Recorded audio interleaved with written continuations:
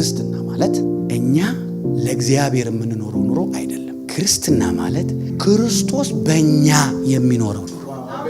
Christianity is Christ in you, not you in Christ try to please God. You can't fully please God.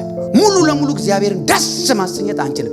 መንፈስ ቅዱስ ግን በሕይወታችን መሪውን ስንሰጠው በእኛ ተጠቅሞ መንፈስ ቅዱስ እግዚአብሔርን ያስደስታል። ክርስትና ማለት መንፈስ ቅዱስ በእኛ የሚኖረው ኑሮ ነው እንጂ እኛ ለእግዚአብሔር ለመኖር የምንፍጨረጨረው አይደለም። ለዛ ነው you see we Christians every time ኢየሱስ ሲጠየቅ ምንድን ነው የምታደርገው? እኔ የአባቴን ስራ አባቴ የላከኝን ስራ ላደርግ መጥቻለሁ ነው ያለው አይደል?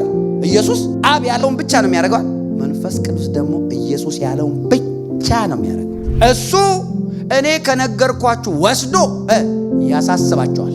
ዳዊት መንፈስ ቅዱስ በላዩ ላይ ወረደ ይልና በጠላት አይበለጥም።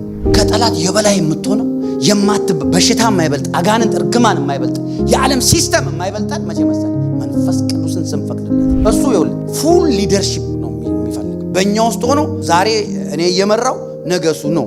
እሱ እዚህ እኛ ጸሎትን አምልኮ መሪ ጸሎት መሪ እንደምንቀያየር አይፈልግም እሱ